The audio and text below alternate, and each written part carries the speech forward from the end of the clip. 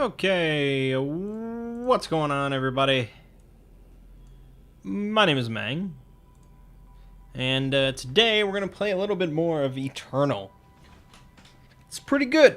It's a pretty good game. I've been playing quite a bit of it since I started, and yeah, so we're going to show off a couple things, and we'll talk about the game in a bit more in depth than my first stream about the game.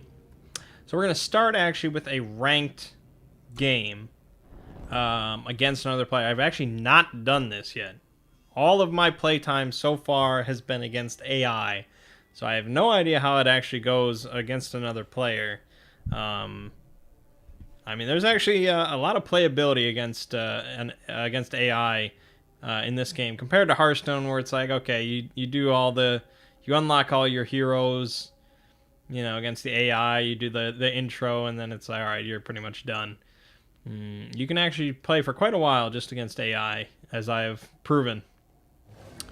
But I imagine against real players, it's going to be a little different. I think they'll react a little bit differently. I think our strategies will have to be slightly altered. So this deck right here, it's a time and justice deck, or a green and yellow deck, however you want to describe it. And so far it has been my most successful. I've won the most games with this. So I figure it's my best bet for going against other people. I'll find my way. So this deck is kind of based around getting one unit or maybe two units to be kind of insane. Just insanely powerful, and really nothing can stop it unless they happen to pull just like an insta-kill spell or something like that. That's pretty much the goal.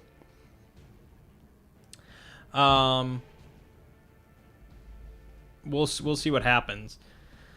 So Eternal is interesting. I mean, it's an interesting game for a number of reasons. One of the more fascinating aspects, I suppose, proud to serve, is this whole sort of this blocking system that happens. I mean, I know it's not really original, but it is interesting to me because you can kind of see, with an AI, this is all like instantaneous. They're just immediately choosing what's happening and whatnot. You know, you can choose to target certain units, and you can choose to block with certain units, and you know, if you want to kill a particular unit, a pesky unit, it's not just a matter of, oh, I'm going to take this unit, I'm going to attack this unit, and we're going to be done. There's more to it than that, you know. And so it's kind of this game of, I guess, kind of cat and mouse.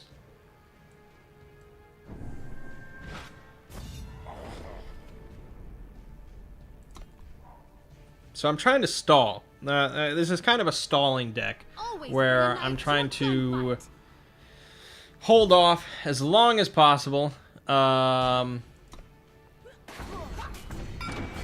try and stay alive so I can build up my mana and think you can escape me? So I can get enough mana and get enough cards to sort of pull off this ultimate combo and build up a powerful enough unit that can kind of destroy things.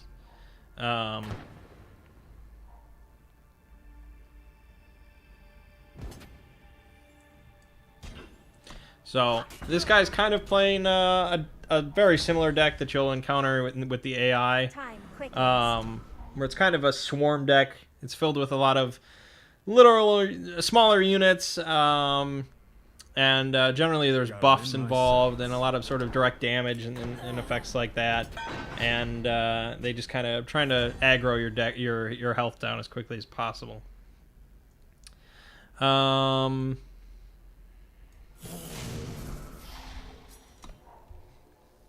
It does not look good for me, I'll admit.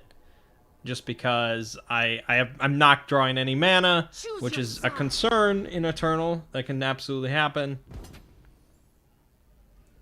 And with no mana, I can't play any of these higher cost cards, and we're just kind of bum out of luck. Unfortunately, I drew this. Now, the interesting thing, again, about Eternal and the whole blocking and all that is, you know, when you play a game like Hearthstone, you play a lot of games, the card games. You know, when a unit takes damage, you know, they are weakened. You know, this would now have 1 health, but the difference is that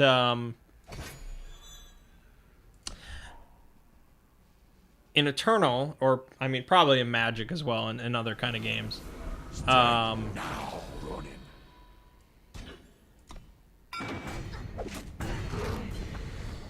you restore your health to full at the end of every turn, both yours and your opponent's.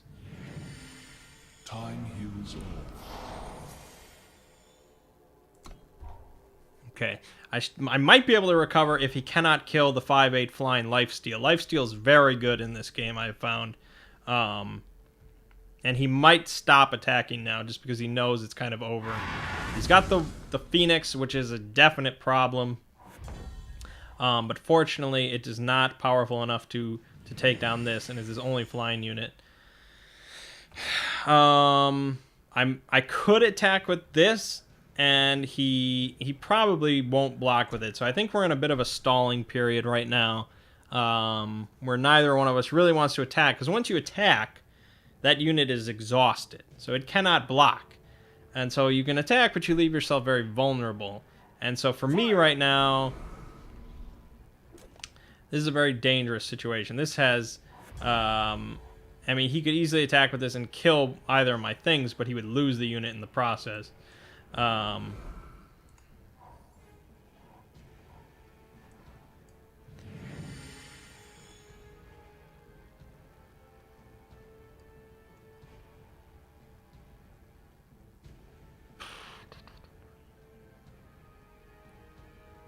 think we'll still hold off.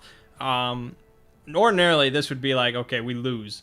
But I have Finest Hour, which gives a unit +3/+3 this turn. But I can play it out of turn. Die with honor. So I can play it even when it's not my turn, when as sort of a reactionary spell, which is a big thing. Overall, this is looking terrible because he's just got so many powerful units. He could easily obliterate me. I'm going to get a lot of lifesteal out of this card, which, yeah, exactly. So, we need to kill this, because that's buffing all of his units. And we'll need to stop this, and we'll actually... Well, we need to buff both of them. But either way, I'm... Oh, Jesus. So he played a reactionary. Yeah, it's not looking good. It's not looking good. That means he's going to kill this no matter what, which means I don't take any damage. So, yeah, I'm pretty much dead. That's a powerful deck. Yeah, I died. The interesting thing about that deck, actually, that you almost never see when fighting AI, is it's actually... That was actually a single faction deck. He only used red cards, which is pretty uncommon. Works, though. It's very powerful. Also, I mean, I stagnated so hard. And they gave me a deck, I guess. I stagnated very hard and just did not draw any mana for a long time. That was very rough. He got me low, and it just didn't work out. Alright. I'm not going to play a lot of rank, though. That's not what I want to do.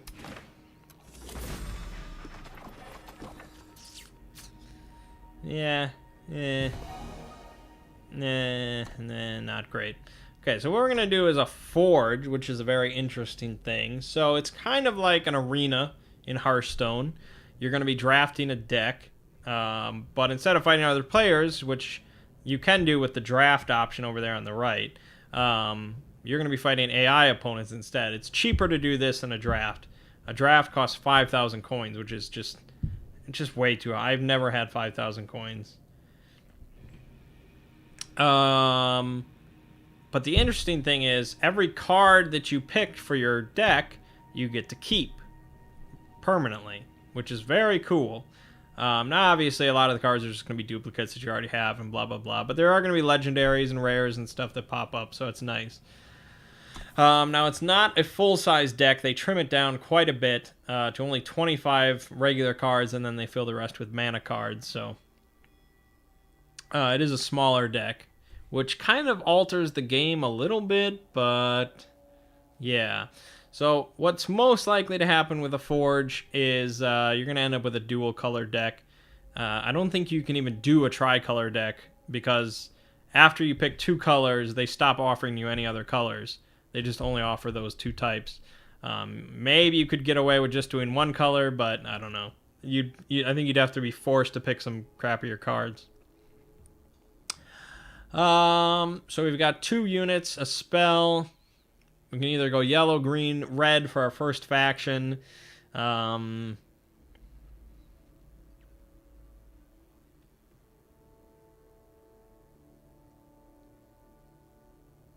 go with red. We'll take the spell. Here we have a spell or 2 different weapons. We could pick the red weapon to kind of keep with red if we don't want to pick blue or purple.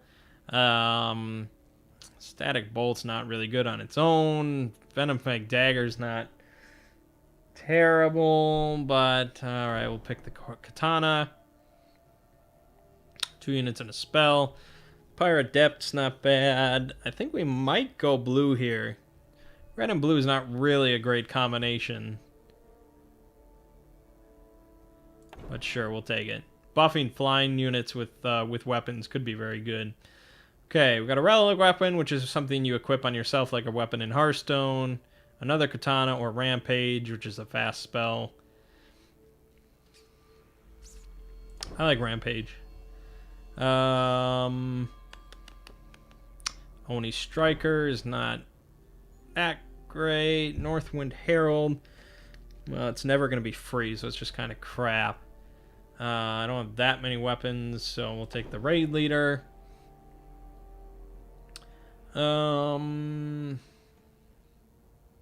Yeah, we'll take this. Flying can be incredibly devastating. You have 1 flying unit, even if it's like a 3/3, it can win the game by itself if they can never stop it. I've won plenty of games with just like a single little flying unit. So I'm a fan of flying. We'll take Torch, very solid spell. 3 damage to anything for 1 mana. We'll take another flying unit. 1 drops are good. Okay.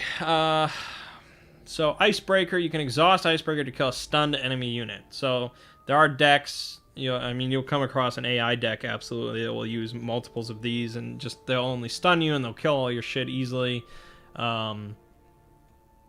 don't have a reliable way to stun, so it's not really great. We have Permafrost, which stuns a cursed unit for as long as it's cursed. So basically, unless it gets silenced, it is stunned, so it is out of commission. It's a pretty handy spell. I think we'll take it. We need some more 1-drops. Scaly Ground. Oh boy, there's some more stuns. Rally, which you just saw in the last game. That can be pretty devastating, but I don't know if we have enough little units to make it really worth it. So we'll take something a little bigger.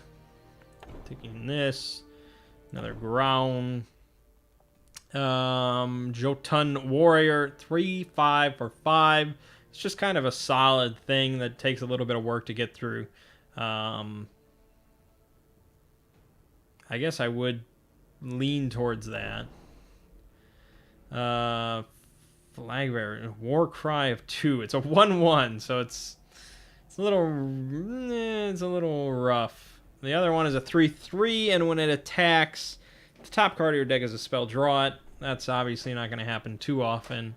So I guess we'll go for the Warcry. You never know. I have 3 1-drops right now. The Grenadin is really good. It's just like it's kind of like a Leper Gnome, I guess.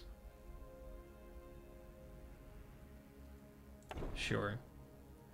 The red just has a lot of these kind of high attack, low health minions, which is not always what you want. But we have no 4-drops, so I'll take it. I'll take a second one. We'll take some more flying.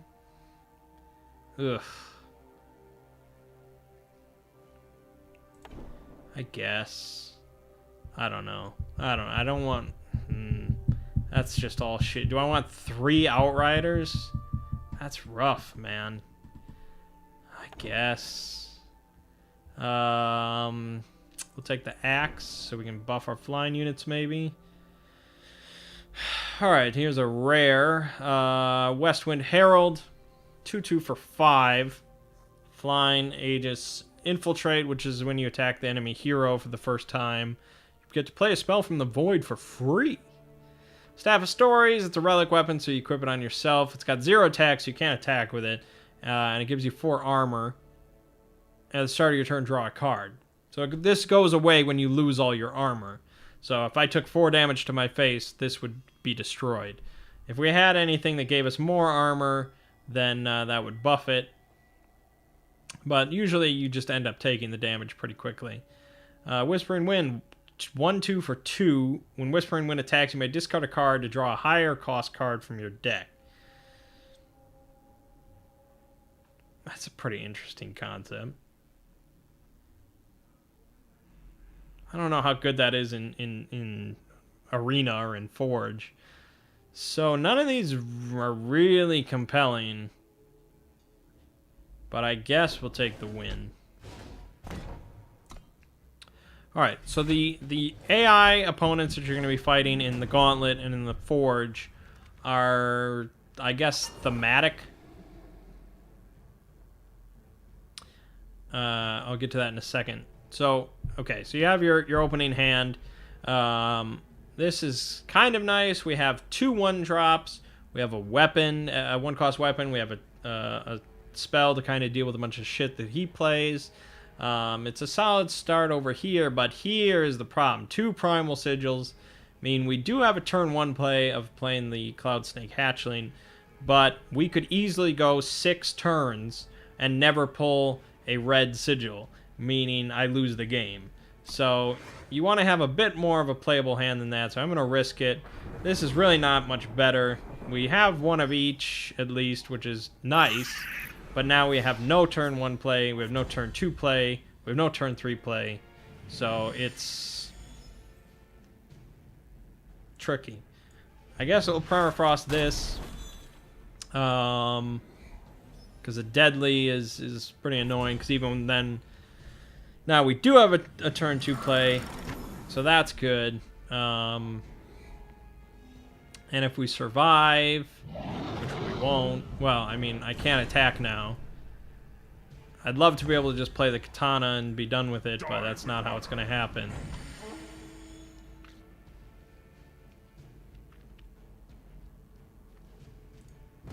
Yeah, we'll do it. Just because Warcry is very good. So Warcry, whenever this unit attacks, not blocks, but it actually has to attack, damn it. Whenever he attacks, it buffs the next unit or weapon in my deck by +1. Which means if I had attacked and then drawn this Cloud Snake, this would have been a 2/3 flying, which is very good, because then I could use this to buff it to a 4/3, and if he can't stop it, it is just constantly, you know, just destroying his face over and over, and that's how you can win a game.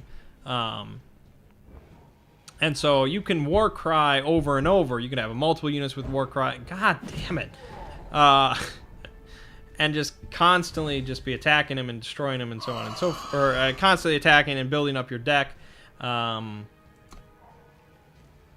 then the next unit you draw is suddenly like a 7/9 or something insane like that, and you're in the money, so.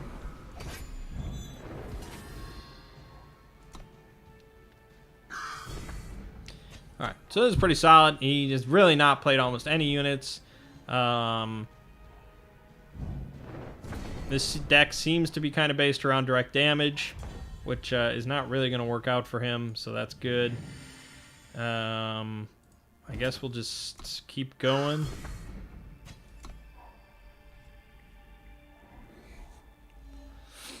So, you may have noticed there, it's not going to show up in my discard, but I had a sigil card, but it didn't give me a mana right away, because some of the cards have sort of a condition, like you have to have another sigil in hand, or you have to have a unit on the board, otherwise it's depleted, which means you don't get the mana right away, you get it next turn.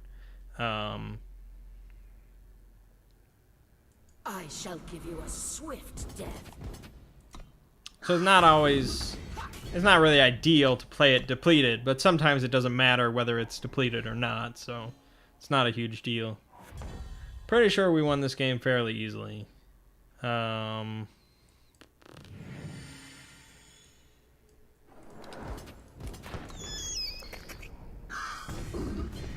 you have it. Okay, so he had a pretty rough time. With every game that we play here, it's going to get more difficult. I don't know how exactly they determine what's difficult and what's not, but that's what's going to happen. This isn't terrible. We have a turn 2, we have a turn 3. We have sigils of both types. I guess I could keep this just because I'd rather not risk getting a much worse hand that just is unplayable. So we have turn 2, we have turn 3, we have time to find something.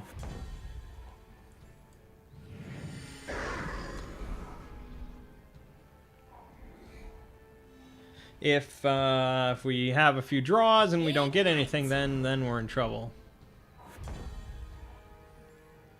Okay. Take it to the skies. I'm gonna give him flying, but he's not gonna attack. I like the 1/4 for a 2-drop. It's a big deterrent against a lot of other units. I mean, 3/1 that could be really dangerous, but he's never gonna attack against a 1/4. A 4/1, now then that he might attack. So I guess we'll torch him. We have a couple options there for what to do. And I guess we'll start attacking. This means he'll probably attack with his 1/1, so it doesn't really get us anywhere. That sucks, because now... yeah, we'll have to do this. I don't want to give him the satisfaction. Okay, it's just cool you can just do reactionary stuff like that. I know it's not really an original concept, but... it's very well implemented in this game. Jesus. He's probably going to have to... yeah. Well, I mean, he took the damage, so... that's all I can really hope for. We'll stall. We have time. Now we can play a Permafrost on that.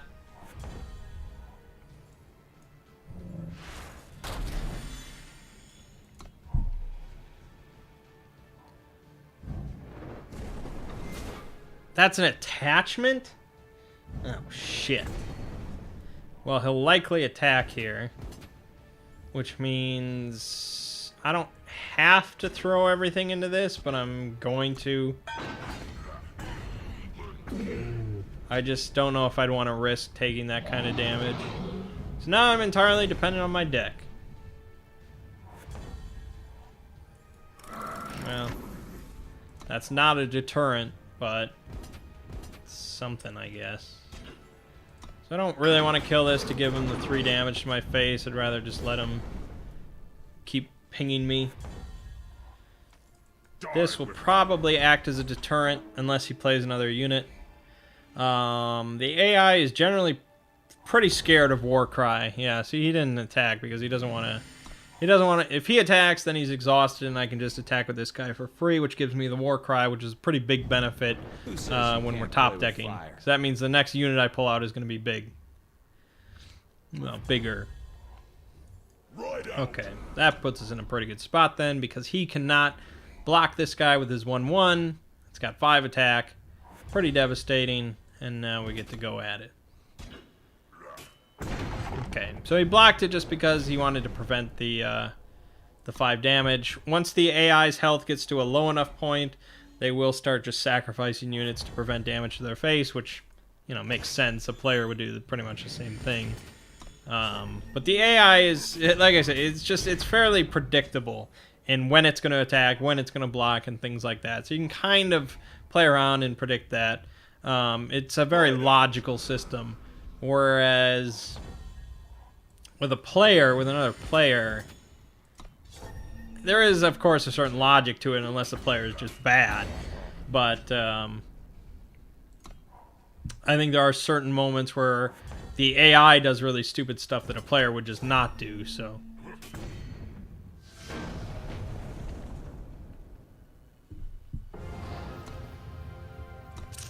Okay, that's 2 wins. So with this, you can take, if you take 2 losses, you are done. With the gauntlet mode, you are done after 1 loss, but the gauntlet is free, so it's not a big deal. I threw away the first hand because I was not going to deal with just 1 primal sigil. That's just a recipe for disaster. Even though it might have had better units, sigils are fairly important.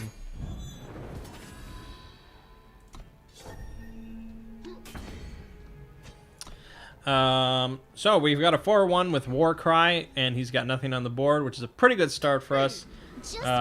And not only that, we have Rampage in hand, so that now he is going to block my 4-1, but we can actually surprise him and screw him over. Although that still only gives us a 2 health, so it would die anyways. So we'll just play this, and that's a deterrent to him, but see, that's the thing. Like, I want him to attack so that I can kill his guy. But he's not going to do that. To me. You know, he's never going to attack with the 2-1 because I can easily kill it with the 1-3. The only time, and if you see him attack in a situation where you know he can be easily killed, it probably means that he has a card that will buff him. So you can kind of predict that as well. Yeah, so unfortunately he's got a weapon, and I'm gonna have to.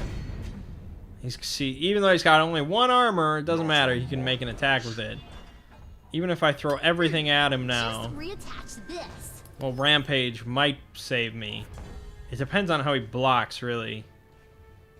Turn back. No, doesn't matter.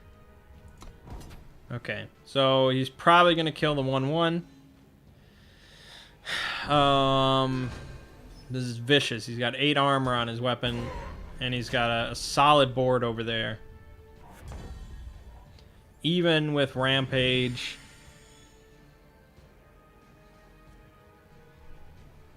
what I would do. Okay, this is gonna do 3 damage when it dies. It's probably gonna die. What would he block it with?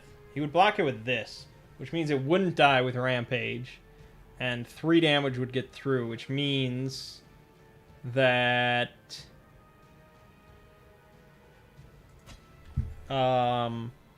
it wouldn't break the weapon.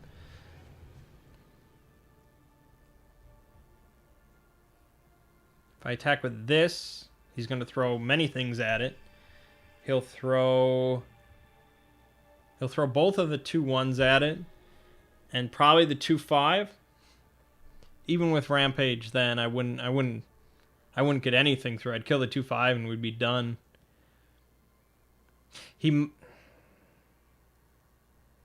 My only hope is that he blocks it with the 2-3 because it has endurance. And actually, yeah, he probably would block it with the 2-3 because it wouldn't die. If he blocks it with the 2-5 instead, I'm boned. Fuck. So now I can kill him and I can stay alive, but I don't do anything to the weapon, which is a bummer. Getting rid of the 2-5 is nice, but I want to get rid of the... Oh, okay, that works. That was his own fault then. I really thought he would kill the 1-1 because it has Warcry 2. Usually they don't like Warcry. Okay, so if I attack with this thing, he blocks with this, I can kill that. He would have to play all 3. I could kill both ones.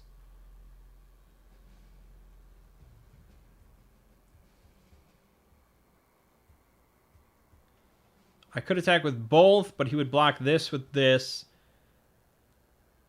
And he'd probably just let this go. He wouldn't even stop this. He would just be happy getting that. So I think we'll stall. I do want the Warcry 2, because that's a +2/+2 buff, but it would only happen once. I guess it's better than nothing, because if that was a 3/3, that'd be really nice. I don't think I'm going to get a much... I'm not going to get a very good situation, so it's fine. I probably should have just attacked with the 3/5 as well.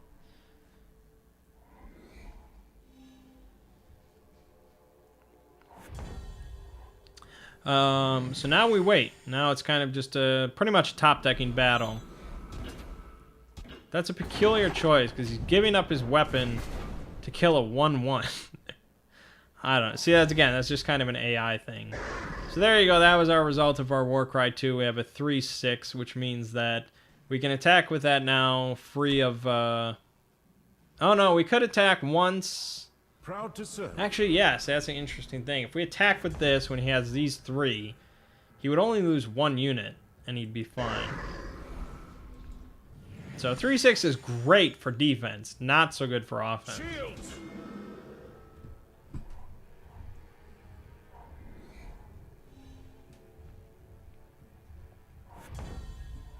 Yeah, this is eternal. Yeah, I mean, you'll hit a tipping point at some point. One of us will draw something that really swings it in the other direction, or one of us will get desperate enough. Usually, I guess it's me, but yeah. All right, so we're gonna torch the 2/3 with endurance. So now he's got. If I attack with that, no, he has to block with something else. He'll probably let it through. If I attack with the 3/6, then he would block it with the 3 on the right, these 3 on the right. I could kill 2 of them. That would actually be pretty decent. Okay, we'll create kind of a tipping point here. Alright, so we'll kill the 3/2, we'll kill the 2/1, and then we will die. So we got rid of 2 of his, I guess, bigger guys. So now I can attack with both units without repercussion. Now, if I attack with the 1/4, I'll kill 1 of them. We can block the 2/1, so now I can attack as much as I want. Which is good. If he plays another unit, then we're back to kind of a stagnation. Well, the stun is worse than the silence. Alright, we'll hold off. 1 damage isn't a big deal to prevent 2 damage. Okay.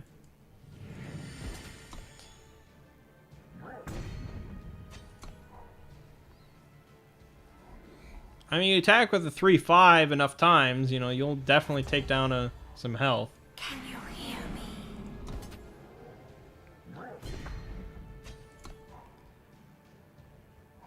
And this is kind of, you're in the top decking wars, and a lot of sigils come out. Maybe you get a unit out, but just 1 unit at a time usually isn't enough to make a huge difference. And he really he can't do anything. He would just lose both units if he attacked. So now that we've dropped below the 10 mark, now he'll pretty much block anything that happens. So he'll sacrifice units at it. So we're fairly close. That's very good. Now we can just attack with everything. Okay, what's higher cost than a sigil? Oh, 1 cost. Okay, good. I'm almost out of cards. 10 cards left because, again, there's a smaller deck in Forge.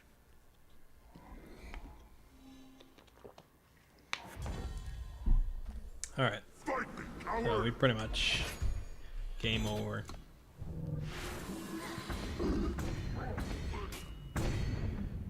All right. So, yeah, I guess I'm fairly used to that style of play, the kind of stalling out and hoping to kind of get something good and to eventually manage to do enough damage. I don't have a lot of experience with the heavy aggro style of play. So here we have our kind of biggest concern. We have a great hand, pretty much. We have a 1-drop, with 2-drop, 3-drop, 5-drop, rampage. But we don't have a single red sigil, so that's a problem. So I can attack now with this to do her effect of drawing higher cost cards. The problem is I don't want that. What I want is the lowest cost cards. I want sigils. So I'm not gonna do her effect. We're just gonna skip it. I'm happy with my hand, I just need a red sigil. A small incision. That sucks, because now we're at 0-1. And he's got a 3-2. And I need a red sigil to do piercing shot. So now we're in a rough place. You know, putting cards in your deck that help you draw power, or any sort of things like that can be a big help.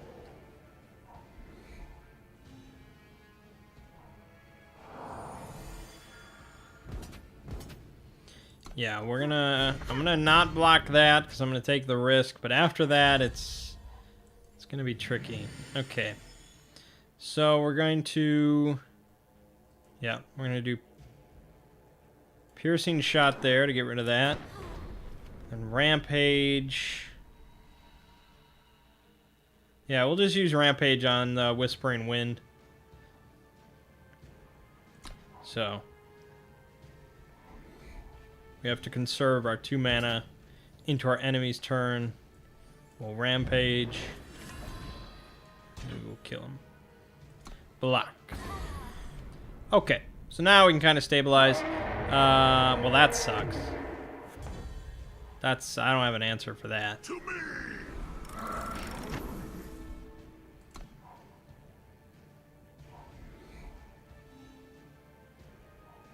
Focus, child. I think we're gonna have to take the 6 damage.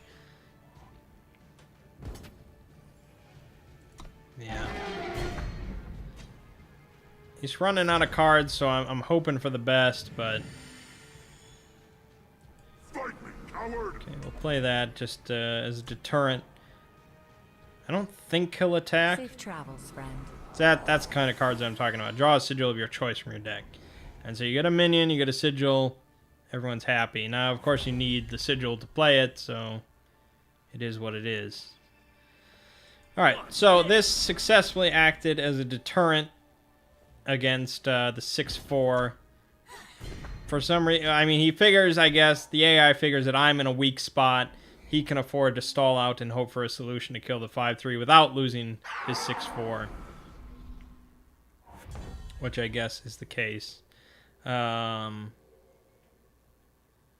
we're going to play this to give this guy flying. And we'll throw this in. Oh yeah, I realized pretty quickly that the limit is not on this bar. You get 6 here, 3 here, 3 here. So you can put a lot of units on the board.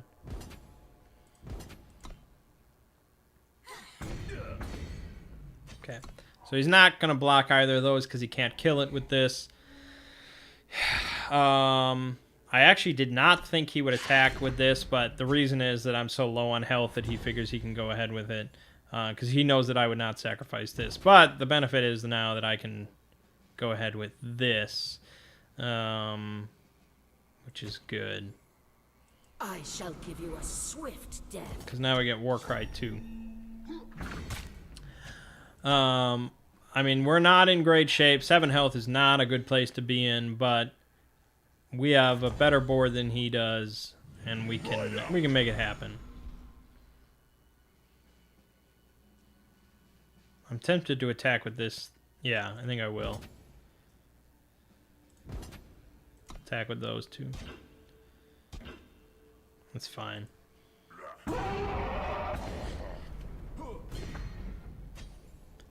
Yeah, the goal was to kill the big guy, because now he has a very weak board. And we can attack with this guy with impunity, because he will automatically kill everything. We lost our Warcry too, but we should get something pretty big out of it, I guess. A fire sigil, there you go. Okay, so we can attack with this guy, no problem. And we can attack with this guy, no problem. So that's 5 damage a turn. He won't last too long. And he'll start throwing minions at us to stop us, so... That's a bummer. So the reason he picked the 1-3 instead of 2-3 is because this has an Aegis, which is this little blue thing. So that that protects you from a single spell or effect, so it would have just blocked the spell.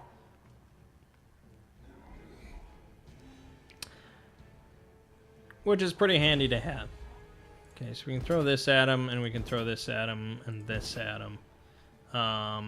He will block... I don't know what he'll block. He might block this. Yeah. Okay. That's fine. So now he's at 3 health. Like this. Pretty sure we won. Spore Folk will not save him.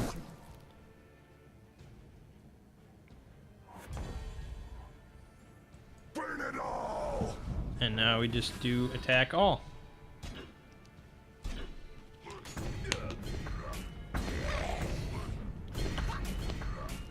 Yep. Easy peasy lemon squeezy. Okay. We're doing surprisingly well, I would say. 4 wins is pretty good, considering this deck is a little bit of a mishmash. Mostly, I guess I would say it comes down to luck. Your opening hand is a big deal in determining how well you do, whether or not you have enough sigils and of the right colors, and then your draw afterwards, if you draw the right sigils, if you draw the right units. I mean, it is a card game with random draw. There's going to be luck involved.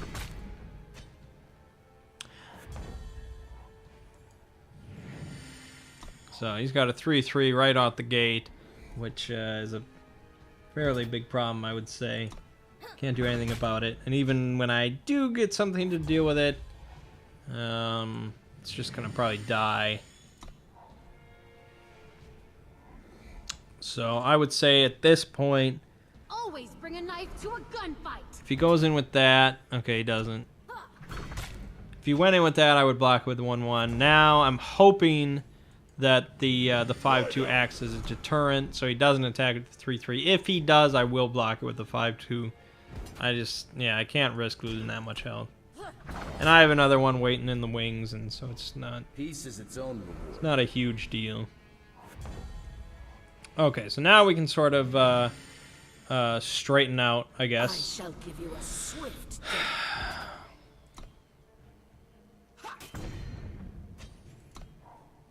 That was a questionable play, I guess.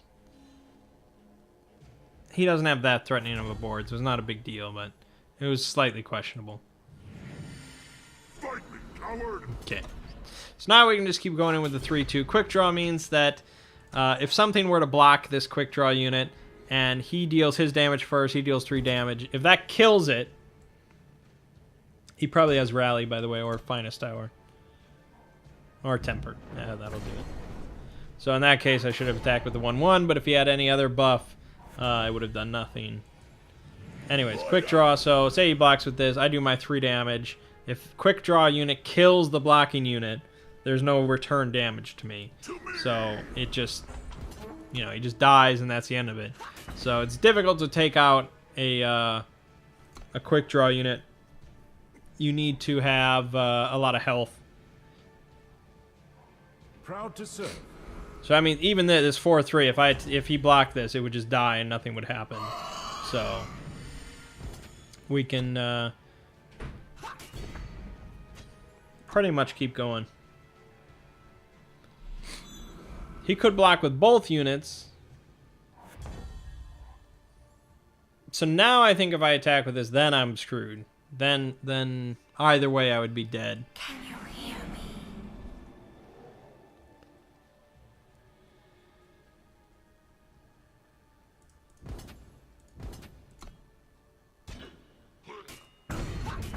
Okay, that's fine.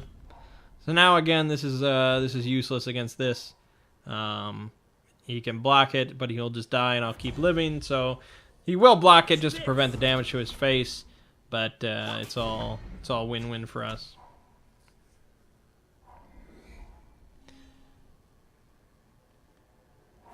Yeah, we won this game. Even if he blocks the 1, 2, 3, 4, well, not quite. Right out. But screw it.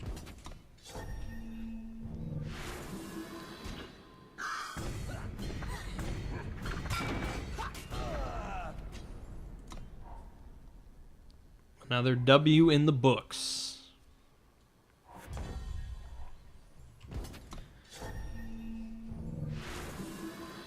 Sure, give me a torch. I'll use it. Sorry guys, you don't get to attack. I beat you to the punch.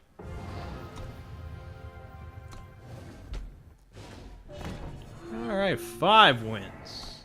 2 more to go. So your prize, of course, gets incrementally better the more wins you get. And if you get to all 7, you rank up.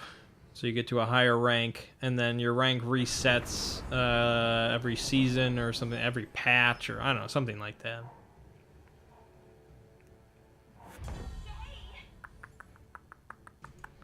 Alright, let's start with this.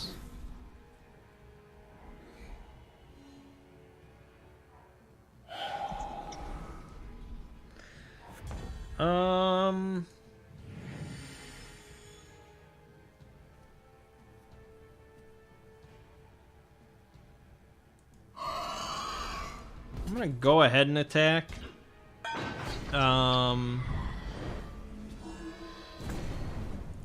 The goal, I guess, is to get this guy out there with him having no board. So we have him out there. He has no board. It's highly unlikely he'll have no board after this turn, but yeah, Recogulator. Unfortunately, we can use Piercing Shot to kill it, but it drops 2 1/1s. And we have the Katana, but it doesn't buff our health, so it's pointless. Rampage would be very nice right now, but here we are. From the east. So we're going to keep the 1-2 alive. Although, well, no, it wouldn't have mattered. That's interesting. Still does not help us. It's maybe a questionable decision, but I'm going to permafrost the 1-1 just so I can get the Warcry in. I feel like Warcry 2 is a really big deal, especially because I'm pretty much top decking, so I need something pretty big. He's using Fire and Shadow, or whatever the red one is. So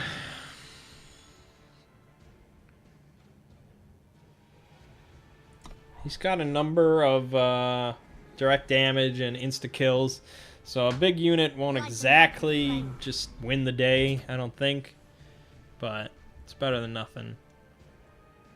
Okay, so he's got 5 damage, so he can kill 2 of these things if I block.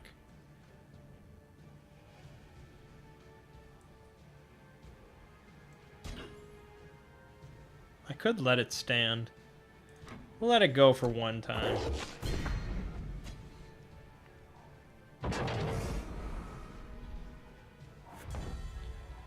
Now we're gonna have to block. I'm gonna go ahead. Yeah, that's questionable too. He gets a torch out of it, so he's gonna kill the 1-3. He might kill this just because it has text, but it's not looking great.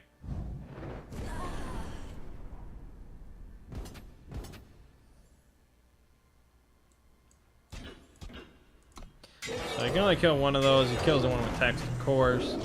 But he does get the obsidian armor, which is a +2/+2 buff, which he might as well put on this because I have really no way of dealing with it. That's pretty smart. Put it on the Slumbering Stone. That's what I'm talking about with the war cry. Now that is what we call a deterrent. But here's where he pulls out like Death Strike and just instantly kills it, and then I'm very sad man. Okay, Rampage. That gives us 10 attack, 10 health. Meaning he cannot kill it, but he can kill it with what he has on the board. Problem is I can't kill everything when I attack, but that would do quite a bit. Now, he might let this through. He does not. Okay. I mean, it's a lot of damage for one, but two, I guess he gets multiple benefits out of it, so he's just going to let it go. This plays a 2/2 with flying. I'd rather give him the buff. Okay. So that is a turn that I'm pretty happy with. That's why you have those buffs and those fast spells and stuff. The AI, again, is very predictable. They'll pretty much always block that. Okay, I'm going to block that just to... I'd rather not lose that much health. So now we could get into a punching contest. In fact, if I attack now and bring him down to 10, he will not attack me. Unless he plays something else, he will not attack me with that 4/6. That's crazy. Alright, yeah, I guess... Oh, that's why. Okay. That's why. Well, now we're in a pretty rough spot. Because... Can I cancel that? No. In Hearthstone, you could cancel that effect. I don't think you can do anything. Shit, I did not want to play that. That would have been a very good card to save for my next unit, which I could then give flying to block this guy. So now we're just hoping that I draw something.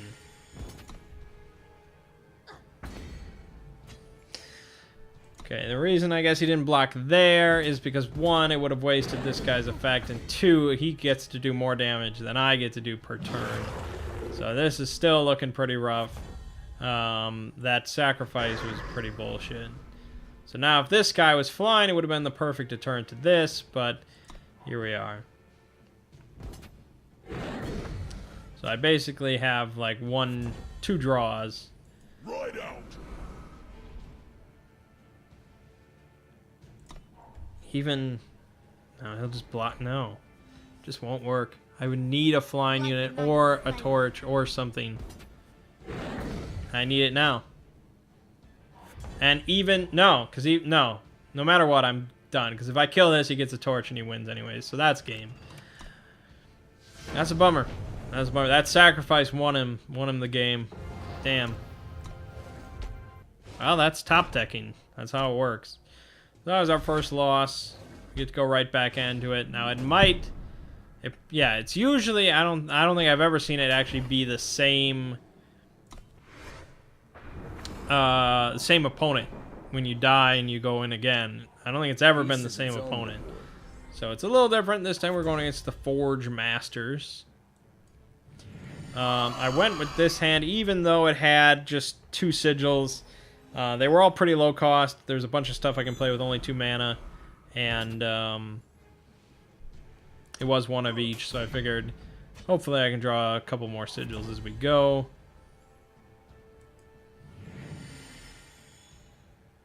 We'll play the ground because that can actually block the 1/3. It's called a ground. It's a Gruun. Gruun. It's a Gruun. I don't know. He might have a temper, but no, he would have played it first. Okay. See, we're doing okay. So now we can play the katana. So then if he wants, he won't even attack now. I'd like to kill the quartermaster, but that's not going to happen. He won't get a chance to play that because I'll kill it.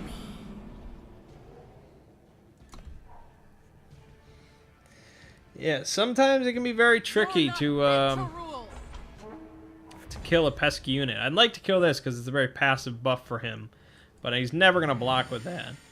The only time he would block with that is if he thinks he can, like if I attack with the 1-1, and he's like, oh, free kill, but he'd probably just attack with a 3-3 instead, and so it's just not going to happen. I can attack with one of the 1-2 flying units pretty easily, but we'll just hold off. We'll have enough beef out there in a second. Fresh meat.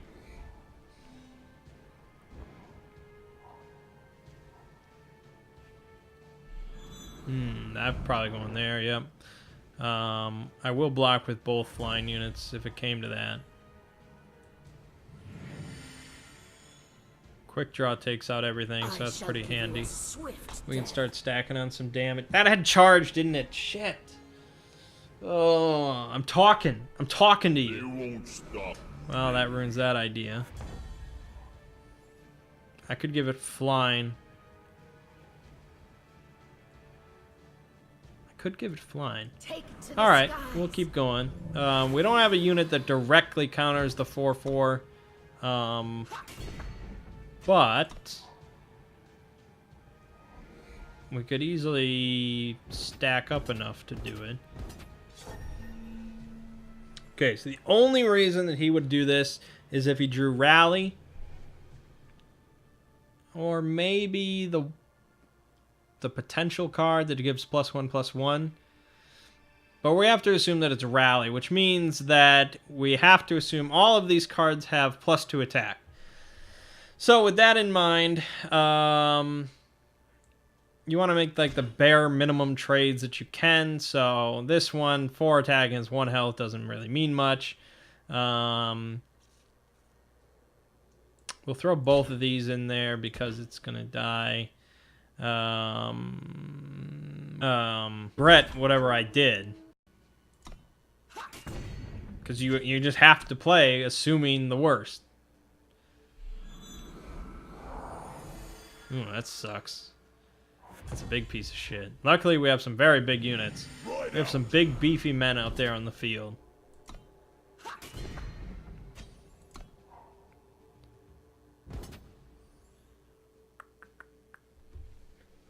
I mean, if I had to guess, I would say it's Finest Hour. He's attacking with a solitary unit that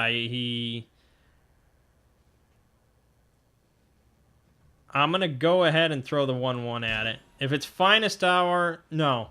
Well, in this case, he wouldn't even play Finest Hour, so we're going to attack with the 1-4. Okay. That is questionable to me. I don't know if he would play Finest Hour just to kill the 1-4. Burn it all!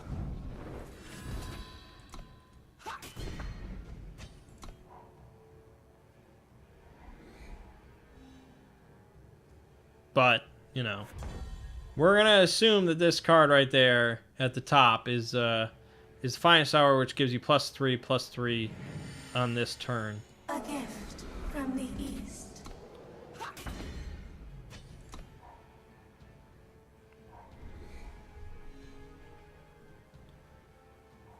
Nope, it's a Minotaur grunt. I don't know why he attacked with the 3-3 then. He's doing some odd stuff. But we might as well go ham now with all our beefy stuff. We'll get the war cry in there.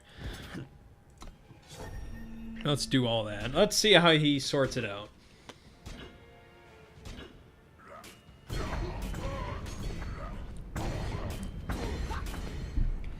Now, of course, the benefit is to the attacker or to the blocker, because they can block an attacker with multiple blockers. So you can sort of sort out the stats and things like that.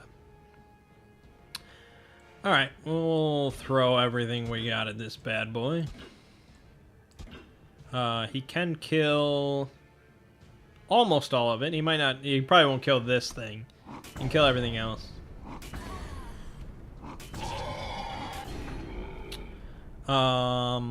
But now he really does not have much left in the game. 5 health doesn't quite cover that. Okay.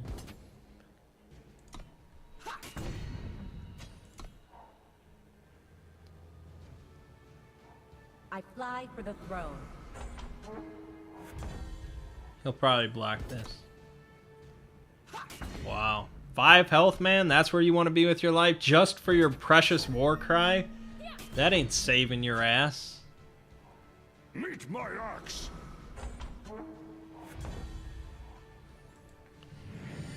Okay, meet this. Oh, 1 health. Oh, I'm sorry, you're dead. Maybe you should have blocked that one before, huh? But you wanted your war cry. 6 down, 1 to go. Now, the final opponent in the gauntlet and the forge and all that is a boss, which means they have a random effect. It's kind of similar to stuff from Elder Scrolls Legends. Although it should have told me the random effect. So I guess there's no random effect this time. But make no mistake, it is a boss. And I'm probably going to die because the strangers are like the worst of the bunch. So the Strangers is a very unique deck that involves cards from pretty much from every faction, We all share. and a lot of them are just 2/2s for 2, and they'll have different effects, and a lot of them will buff other strangers.